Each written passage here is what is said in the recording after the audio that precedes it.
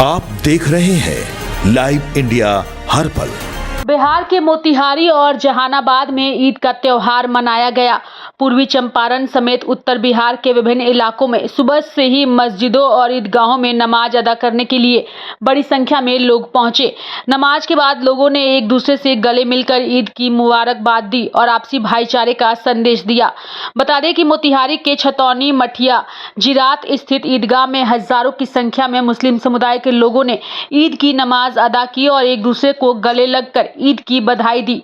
दूसरी ओर जहानाबाद में भी ईद उल फितर के मौके पर सुबह से ही हर्षोल्लास का माहौल देखने को मिला। रमजान के पवित्र महीने की समाप्ति के बाद जिले भर में यह त्योहार पूरे उत्साह, भाईचारे और श्रद्धा के साथ मनाया गया। सुबह सुबह शहर के ईदगाहों और विभिन्न मस्जिदों में अलग अलग समय पर नमाज अदा की गई और सभी ने एक दूसरे को गले लगकर ईद की बधाई दी। सबसे बड़ी बात है कि ईद जो है मिल्लत का पर्व है। आप सब भी आए हैं और सबसे पहले आपको एस टीवी को और आपके चैनल को ATV को बहुत बहुत बधाई जो आप इस पर्व त्योहार को कवरेज करने आए हैं। खराब मौसम के बावजूद भी बहुत अच्छी व्यवस्था प्रशासन के द्वारा और जो सफाई वगैरह की व्यवस्था है नगर निगम के द्वारा वो आप देख रहे हैं। और सबको ईद के अवसर पर ढेर सारी बधाई और शुभकामनाएं।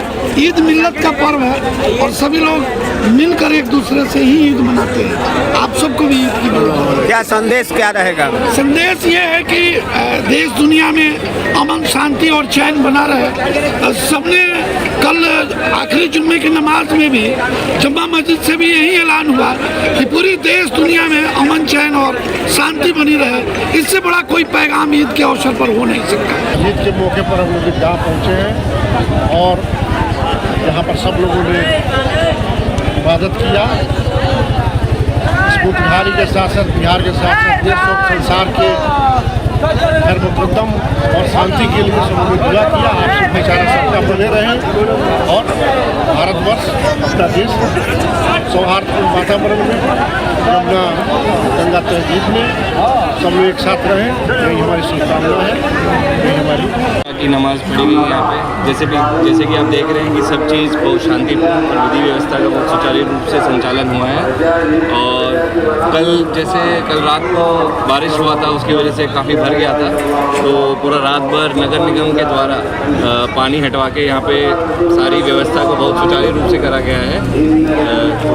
बाकी सब ईद की नमाज समाप्त हुई है। अभी भीड़ धीरे धीरे छूटेगी, लेकिन हमारे फोर्स की डिप्यूटेशन पूरे दिन भर है। दिन भर लोगों का मूवमेंट रहता है, तो सभी लोगों पर हमारा नज़र रहेगा, इनको कोई परेशानी नहीं हो। आज इन लोगों का रमज़ान का ख़त्म हो गया और ईद की नमाज के बाद में ये लोग खुशियाँ मनाते हैं।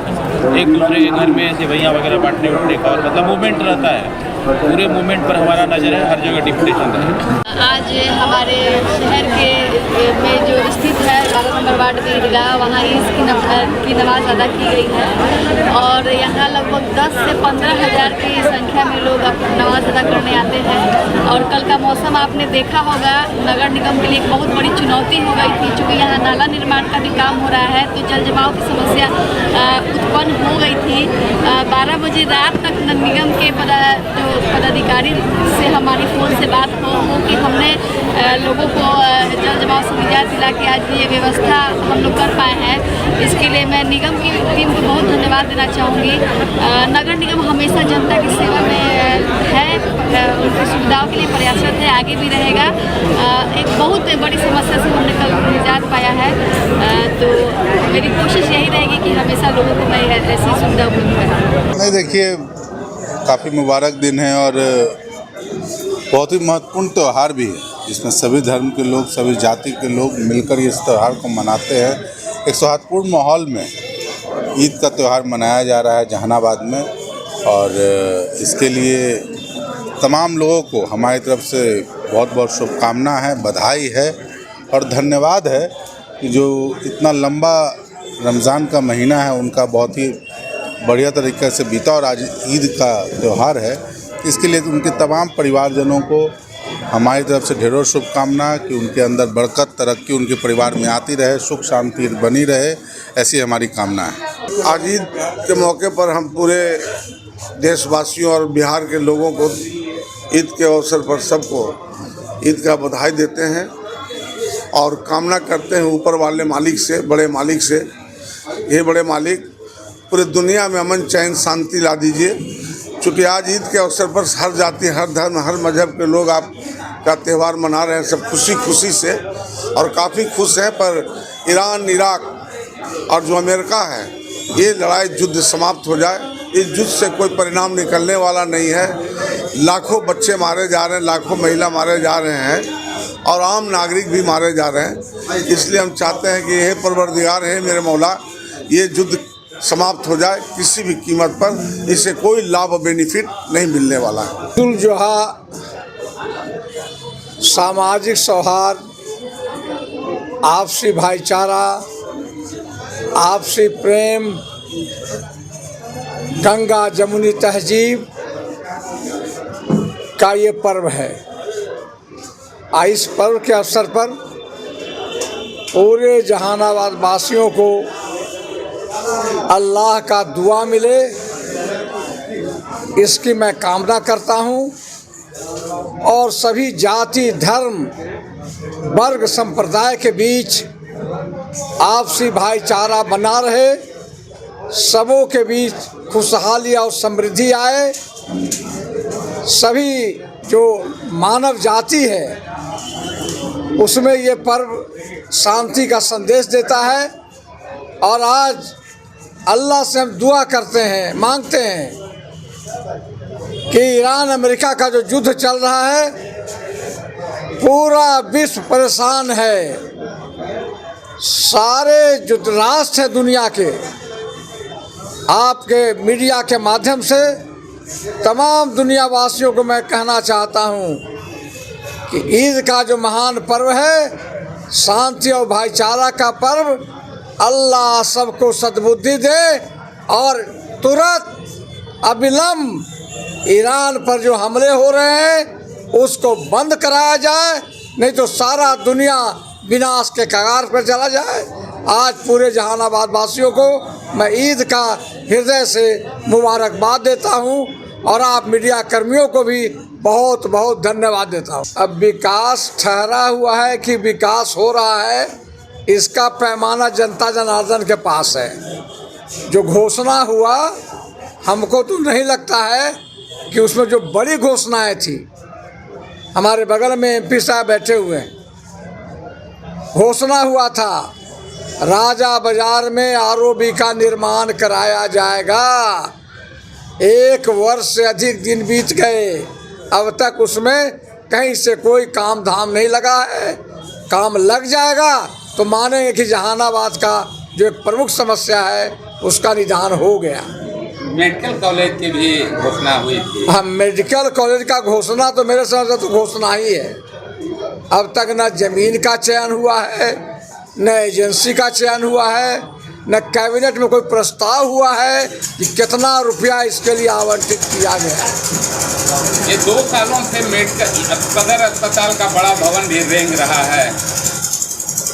अब सदर अस्पताल का रेंग रहा है तो ये तो सरकार से न पूछिए।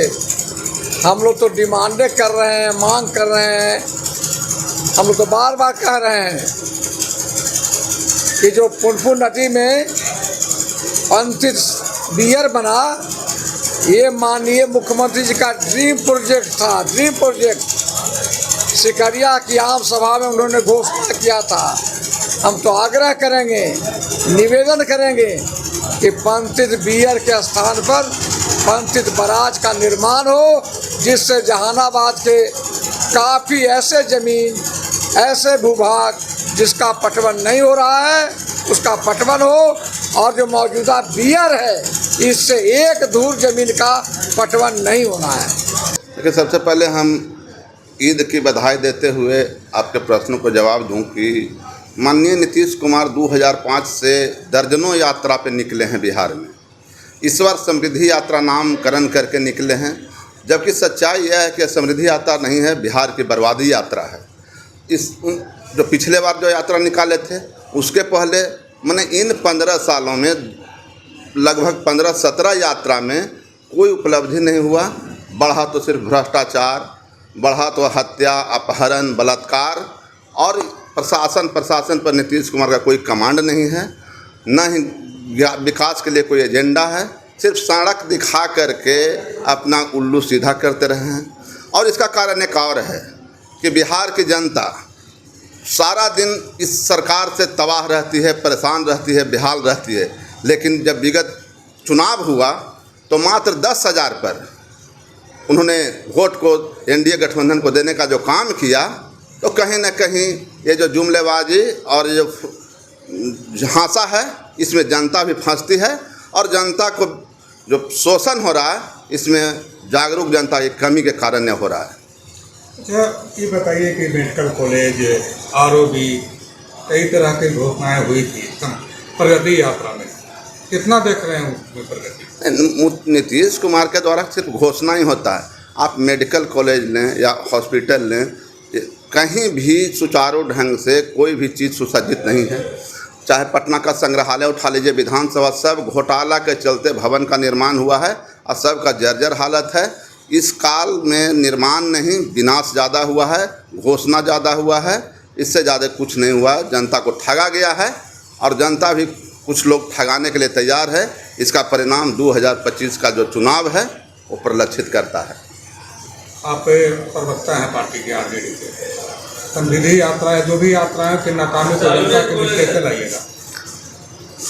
जो नाकामी है यात्राओं का, उसको जनता के बीच कैसे लाइएगा? देखिए, अभी समृद्धि यात्रा है, आज जहानाबाद के लोग एक सप्ताह से त्राहिमाम हैं। बैरिकेटिंग किया जा रहा है, रंग रोगन किया जा रहा है और पहले से जो गंदगी का अंबार था उस पर कोई ध्यान नहीं था।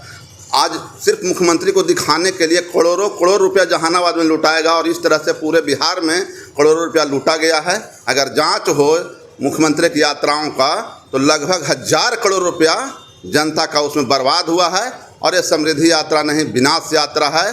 और आने वाले दिनों में जनता को जागना होगा। इस तरह से 10,000 के फेर में जा करके ऐसे मुख्यमंत्री को वोट नहीं देना होगा। जी, मैसेज ये देना चाहूँगा कि आज जो है खुशी का दिन है और सिर्फ खुशी ही नहीं बल्कि खुशी बांटने का दिन है, मोहब्बत बांटने का दिन है, हमदर्दी जताने का दिन है और लोगों को गले लगाने का दिन है। गले मिल करके तमाम शिकवे और तमाम रंजिशों को भूल जाने का दिन है।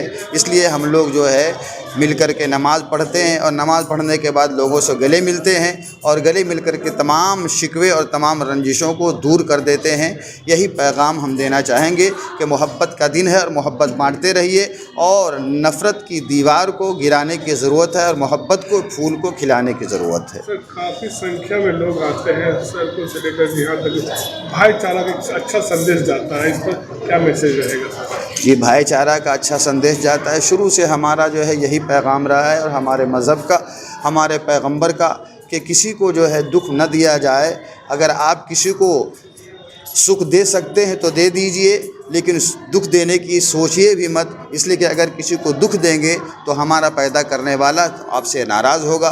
ये कितना अच्छा मैसेज है और यही मैसेज जो है आज के दिन भी हम देते हैं और यही मैसेज ले कर के हम लोग जो है मैदान में उतरते हैं और मैदान अमल में उतर करके लोगों को बताते हैं कि नफ़रतों से कोई बात नहीं बनती है और नफ़रतें इंसानों की जानों को लेती हैं। नफ़रतें इंसान के जो है तमाम तर जो है जज्बात और एहसासात पे हल्ला और धावा बोलती हैं। इसलिए नफ़रतों के माहौल में ज़िंदगी बहुत कठिन होती है। मोहब्बत के माहौल में ज़िंदगी गुजारना चाहिए और मोहब्बतों को आम करना चाहिए। एक में से जो अनाथ होते हैं, जो बेसहारे होते हैं, उनके लिए जी, अनाथ और बेसहारों के लिए हमारे नबी ने पैगाम दिया है और ये सिर्फ़ जो है ईद हम नए नए कपड़े पहनने का नाम नहीं है और नई नई चीज़ें खाने का नाम नहीं है, बल्कि बेसहारों को मदद दीजिए और यतीम और अनाथ के सर पे हाथ रखिए। और ये हमारे पैगंबर ने भी दिया है, हमारे पैगंबर ने भी किया है कि यतीम के सर पे हाथ दिया है। मेरे आका जब ईदगाह जा रहे थे, एक बच्चा था रो रहा था, तमाम बच्चे मुस्कुरा रहे थे और उनके होठों पे जो है मुस्कुराहट थी और नए नए लिबास में वो मलबूस थे, लेकिन एक बच्चा बेचारा रो रहा था। आका ने पूछा, हमारे पैगंबर ने, हमारे रिफॉर्मर ने पूछा, बच्चे तुम क्यों नहीं मुस्कुरा रहे हो, क्यों तुम रो रहे हो? तो उसने कहा कि मेरा बाप नहीं है, मेरा बाप शहीद हो गया है।